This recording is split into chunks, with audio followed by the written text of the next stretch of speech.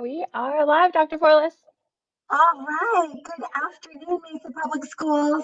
My name is Andy Forlis, and I am the very proud superintendent of Mesa Public Schools. And today we are going to be talking about parent engagement and involvement in special education.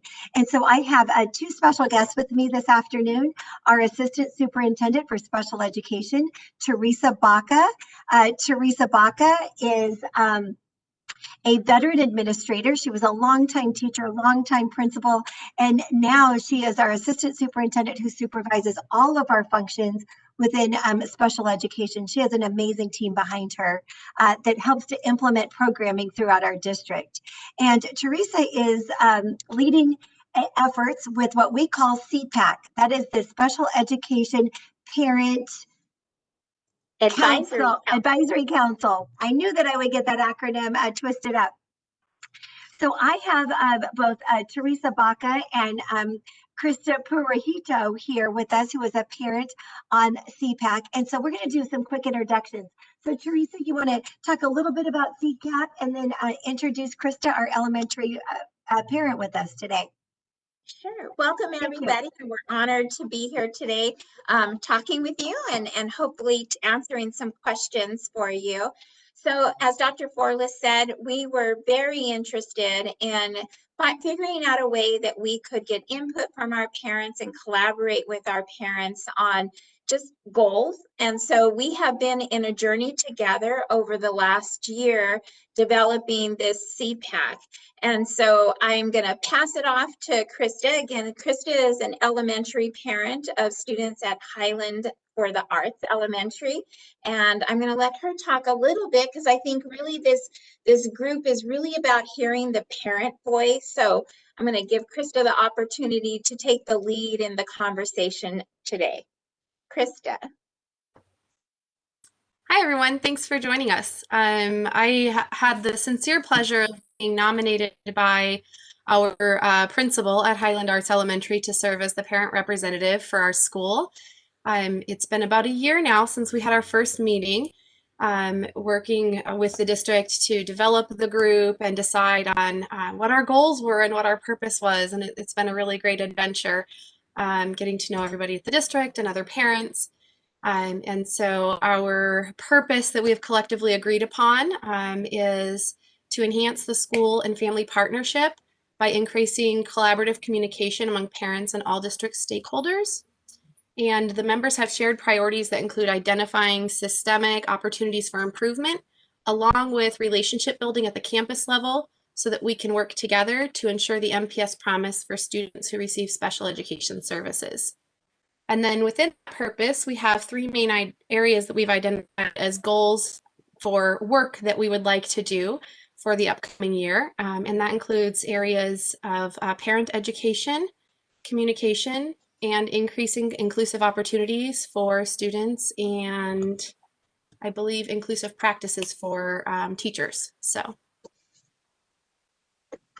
You know, and I will serve as kind of the moderator of just some questions and some clarification. You mentioned, Krista, that you were nominated to be the parent representing Highland Arts. We know that we've got parents that may not be nominated to represent the school, but are very interested in being involved. Can you talk, either Mrs. Baca or Krista, can you talk about how parents can become involved in the CPAC process if they're not officially nominated at the school level? Teresa? Yeah. Okay. So we've laid the groundwork, we've established our goals, and we just at our last meeting have established a method for opening up our group for anybody that's interested. So whether you're a parent of a child with an IEP or a teacher, or we even have a principal who wanted to join us. That's just my dog in the background. I apologize. It's open to anyone that would like to join us, that would like to help contribute to the work that we are doing. If you are interested, the first thing that you can do is go to the MPS website and in the search bar type in CPAC. That will take you to the page with all of the information for CPAC. On there is a form that you can fill out that will ask you for some basic information, including your name, contact information, and what school you're at. When you're done filling out that form, you can also look at the CPAC contact tab that's there, and that will tell you if there's a representative for your school already in place. Now you can serve as a school level representative, or you can just be a member. You can just come to the meetings and participate as you are able to. And we can work with you to establish which one of those would be best for your school and for your individual preferences. I want to share a funny story. Over the week, we had a grandmother who is raising one of her grandchildren and who is a student with an IEP send out an email saying she heard about this CPAC and she was interested in being involved. And so I said, you're welcome aboard. Here's a guidance doc. We have a guidance doc that comes out of the Office of Special Education at the federal level around creating a CPAC. And it's a 67-page document. It's a pretty easy read. So I sent it to her and she quickly responded and said, I read the document and I don't think I'm qualified. And I said, you're a parent, you're qualified. So no matter what, you are qualified. If you are a parent or you're interested in the issues around special education, you are already qualified and we welcome you with open arms to join our team. So there isn't a lot of qualifications other than being interested and having a passion for special education. So we had a question that came in that said, can teachers or community members join? And that answer, as we've shared, is absolutely. And you've heard the process by locating that form on our Mesa Public School website. Search in CPAC, S-E-P-A-C, to get additional information. Can you talk a little bit about how often you meet, when you meet, so that people could know how that could fit into their schedule? Yeah, so as a group, we meet as full once a month right now, and it's currently, I believe it's like the third or fourth Wednesday of the month from 5 to 7:30 in the evening. We are currently meeting entirely remotely, so it's online, so everyone can join from the comfort of their own home. And we will continue that work through the rest of the year. For the time being, it will be once a month. We also have a leadership team for those of you, because it's a lot of work that gets done. And Krista is a member of there are 4 parents and 4 district personnel that sit on our leadership team. And we meet an additional time a month to kind of just refine the work, create the agenda, kind of just really synthesize all the information that it's coming through from our parents in our larger meeting. And we also meet once a month for an hour to prepare agenda. So Krista is the secretary on our parent leadership team. Excellent. There are the others that are part of that leadership team with me, as Teresa had shared. So. And I think that that's an important message, that this is shared leadership between parents and district administration, because we know that the perspectives are so different, the needs are different, and that this is really a system to create collaboration between school and home. And so I just really applaud the efforts that are happening. We do have a comment coming in, and I'll send this one over to Mrs. Baca, because I know she'll have a rapid answer for this, which is, help, please. My 2 children who have IEPs are remote learners who are not getting the services that they need. How would you support and help, and where would you direct this parent? So I would say your first step is to contact either your teacher or your principal at your school. And if you're unable to make contact right away and you feel like it's really pressing, you can go on to the district website. My contact information is there, and you are welcome to reach out to me also. And I will help you maneuver. I know sometimes it's a little challenging to maneuver such a large organization as Mesa Public Schools. So I'd start with your school, or again, you can reach out to me and I'll help you get in contact with your school principal. Thank you very much. I think that that's a really important connection about making sure that we get families to the places that they can get their challenges and their questions answered, or their challenges solved as quickly as possible. So there's another question coming in about these meetings, because this is definitely something of interest, which is, can the public attend the meetings, or do you have to be a member in order to do so? So our meetings are open. We are going to begin posting our agendas ahead of time. Again, as we just are kind of, exploring and new to this work, we're trying to refine all of those systems that create that transparency and access for anybody interested. So those should be up soon. But as Krista said, we meet on the fourth Wednesday of the month. I would reach out on that CPAC link. Even if you just say, hey, I just want to come and I want to just see what it's like. I want to attend one meeting and just get my feet wet. I would still fill out that interest form. It's a very brief. I think there are 4 questions on there. The most important piece would be for you to get your email in there so that we can extend an invitation to you, because as we said, they're not happening in person. You can't walk into a building. You'll have to have the link to the WebEx or Zoom. We meet in both venues. So I would encourage you to go ahead and sign up and get your contact information in there. And you can type, there's a little section that if you just want to type, I want to learn more and attend a meeting, we will send you an invite so that you can join us. And so many know that CPAC was started in a partnership with Raising Special Kids. Can you talk a little bit about the involvement in Raising Special Kids and how all of that got started? I think that's a good piece of history for our community to understand. I'll start for the opening, then Krista, I'll let you talk about the experience of working with them from your perspective. But so this is what we call a district-initiated CPAC. So there can go 2 routes, either parent-initiated or district. This one was district. And we recognize that our great partners, Raising Special Kids out there, had a depth of experience in creating CPACs with districts across Arizona. We were fortunate that Raising Special Kids had received some grant funding from the Arizona Department of Education to really facilitate this work. And so very quickly, they jumped on board and began helping us maneuver through the system of how to get this started, how to bring our parents in. And since then, they have been facilitating our meetings and really been our partner in helping parents and districts kind of just maneuver and create the systems and the practices that they have learned in their many years of experience have been effective in creating, these really quality teams. Yeah, it's been a great experience working with Raising Special Kids as we started to develop our group, because we had to kind of come to a shared idea of what our group was going to be, and having them facilitate that was very helpful.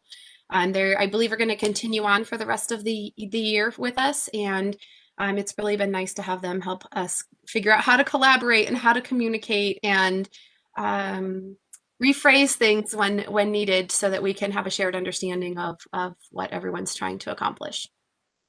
That is oftentimes feedback that we hear, that as career educators, we build this edu-speak, and we have all of this language, and oftentimes that keeps people out.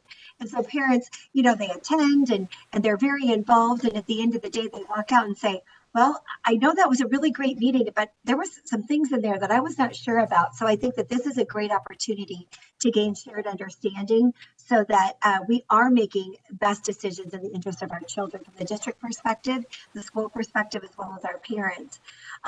There's some interest here in in-person meetings. Do you have a plan or a timeline of when you think you might be able to move to in-person meetings? Teresa, that's probably to you. So we agree there's such great value in sharing space with our parents and being in the same room.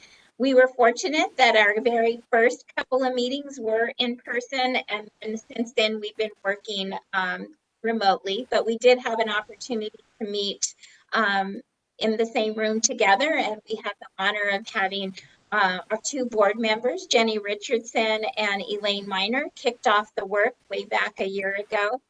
So we did get to share that space. So we are anxious again to get there very soon. I think my goal would be, hopefully that we're having that conversation in April and May. We have pretty big meeting spaces here in our building at Student Services Center. And so, I think it's a comfort level. It's a joint decision because we did try to do a meeting in person and virtually, and it was kind of awkward.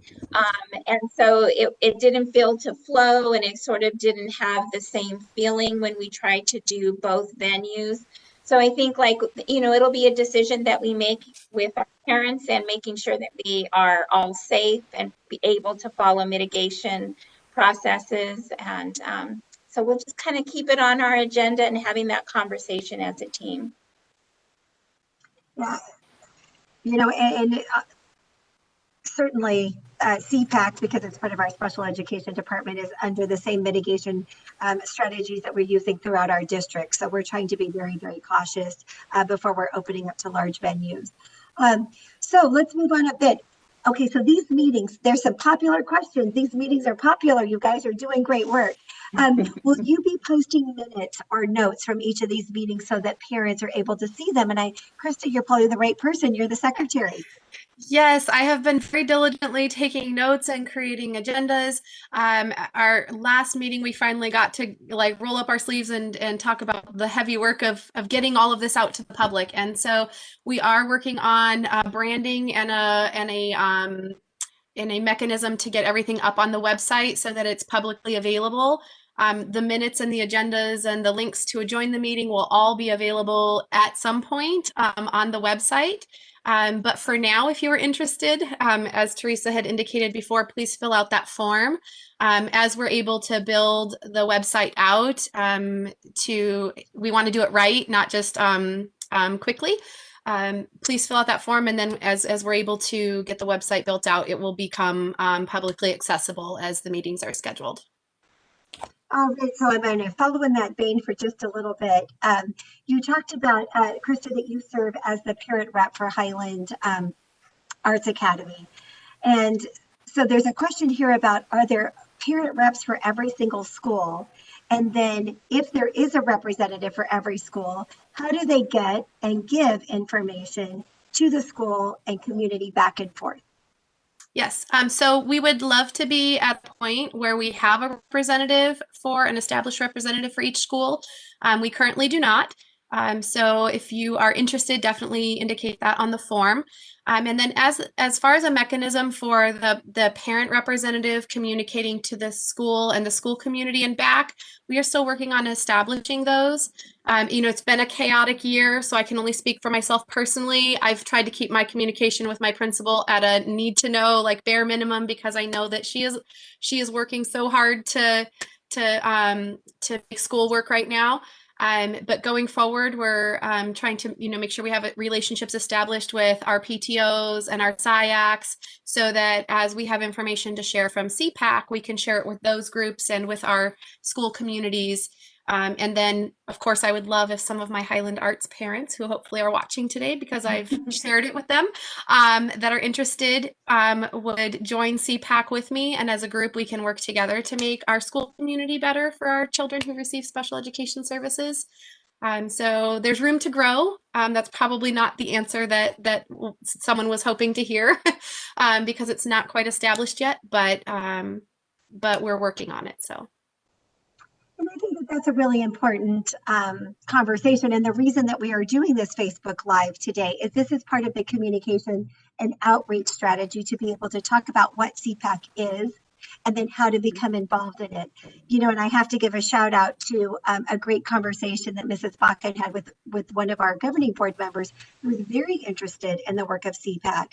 And it was her suggestion that said, how about you start talking about it on Facebook Live? We said, absolutely. So here we are. So please know that this is that outreach, that communication effort.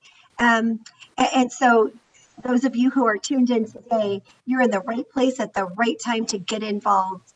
And you're not late to the game. There's lots of opportunity to be involved. Here's another question that is coming through, which is, have you had any thought about creating subcommittees based on specific category needs of children? Haven't actually. We've kind of approached this as more of a global need of the community, and what are the overarching kind of main like core areas and not necessarily specific categories of students with disabilities. I can only say me personally from somebody who like eats, sleeps, and breathes inclusion, as I know Teresa does.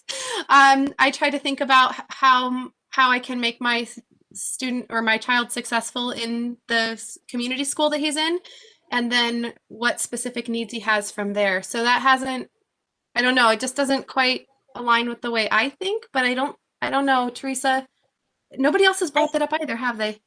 No, I think one of the goals that we have is ensuring that we are making resources accessible to our families based on their individual needs.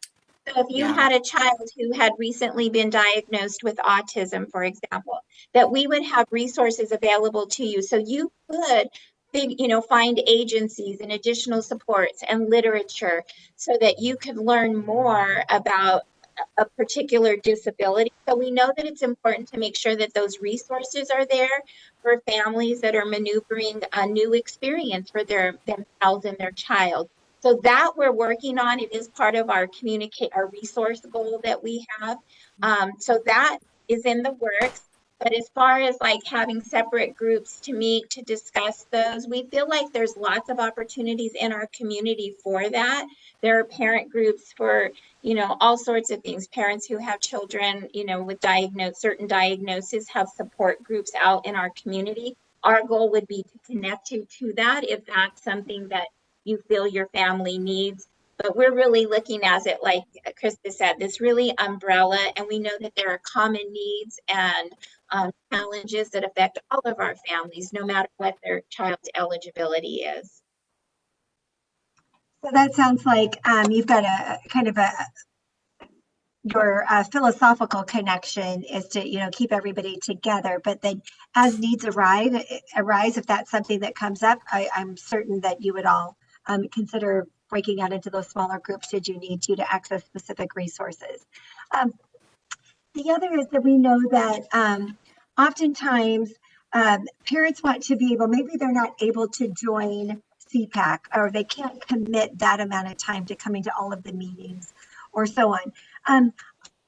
I know that Teresa, you and I have spoken a bit about other ways that you're thinking about gathering the ideas, the feedback, the concerns, and the celebrations of families around what they want to see, or what their great ideas that they would like to share with us about how we constantly get better at serving our students who learn differently. So you want to speak a bit about some of your ideas of what you're thinking about down the road of gathering feedback from all of our parents and who's Sure. qualify for special ed. Our very first meeting was facilitated beautifully by Raising Special Kids, and it was really to identify what was our blue sky and what was our wish and hope for the things that we could impact in a positive way. And so we went through this journey together of very personal stories from parents. We had parents crying and parents just bearing their heart of the many challenges and successes that they've had in their journey with their children. And so we know that it's not a quick process, right? You have to create that safety where parents feel safe to share their story and to be open about the challenges that they've experienced. So we know, we lived it, Krista and I, in that first meeting and getting to listen and hear parents' stories. And so we took much of that information, and that's how we built our goals. So we built our goals around those beginning conversations that we had in that very first meeting as we listened to parents describe some of the challenges they experienced in our community. And so what we know we need to do, right, is to keep having that ongoing conversation. So today we had our leadership meeting and we talked about this topic, and we talked about, rather than having parents the next time come to us, that really regionalizing our meetings and maybe having an East Side meeting and a West Side meeting, and perhaps out at Salt River and meeting with our Salt River families, and really understanding what their unique needs are with a common set of questions that we would come to them with, so that we can understand, do we see common needs across our community, or are there pockets of different needs based on where you're at, where your experience is geographically. So we're in the process of figuring out timelines to do what we're calling listening sessions and really taking that opportunity to just sit with our parents and hear their stories and understand their challenges. And did you want to add anything, Krista, from the parent perspective?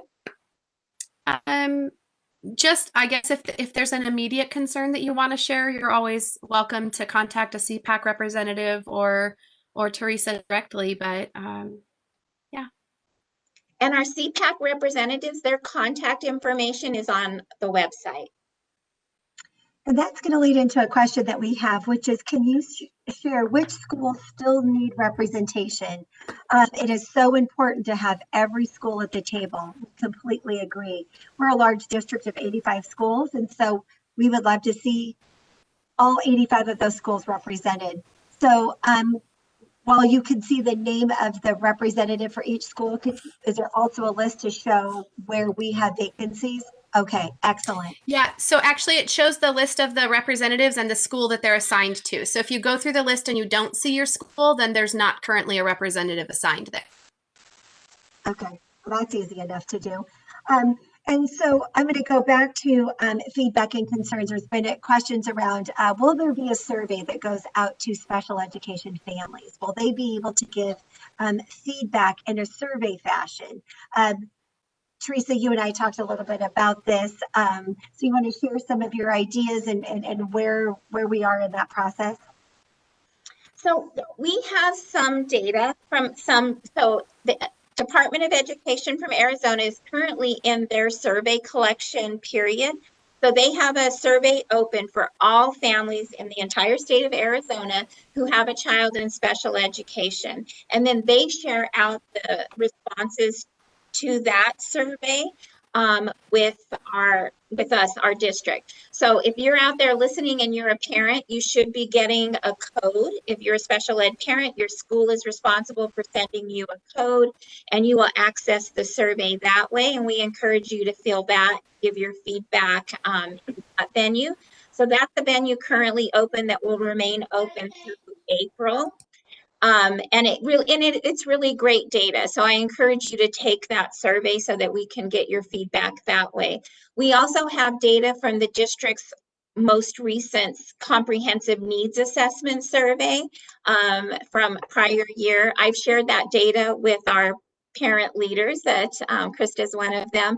There aren't very many questions about special ed, but I think specifically, but there are some good questions on that survey about that teachers respond to, parents respond to. So it's a good just information from across. You have administrators, teachers, and parents answering this survey. And there are questions related to special education, but there are just questions in general about your individual school. So we have that survey data. So in the future, as we are working on our goals and we see that we have a need to get information to guide our work, then we have talked as a CPAC team, collecting information from a survey. But we also need to know what we're going to do with that data.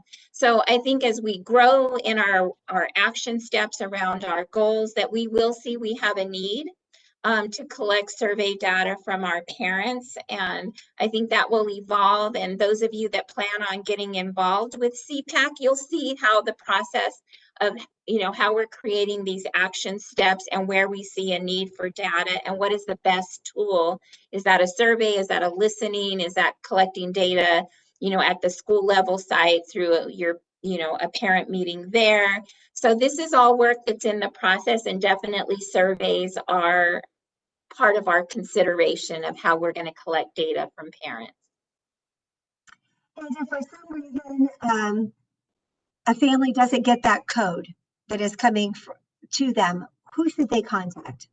So they should contact their school, because those codes have been sent based on your child's enrollment is where their code is directed.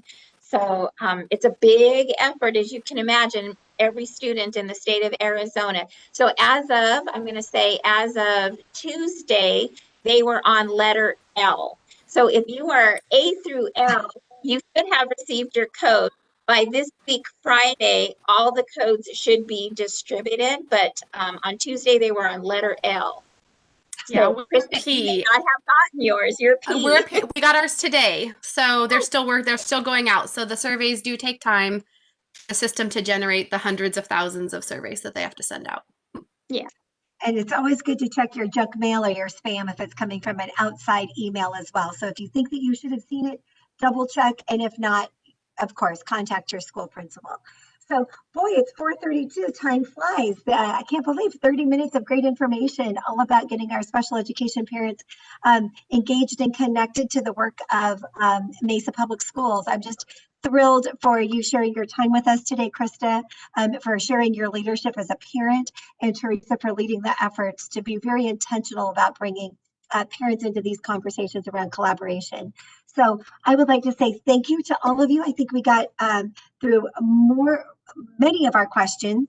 And here's one that's coming through that there's just kind of a theme that there is support for a Mesa specific survey. So probably something that you already have on your radar that you're already thinking about. So certainly something that those watching Facebook Live would be interested in. So I'd like to say thank you so much. Have a wonderful rest of your afternoon, and thank all of you who joined us. Thank you.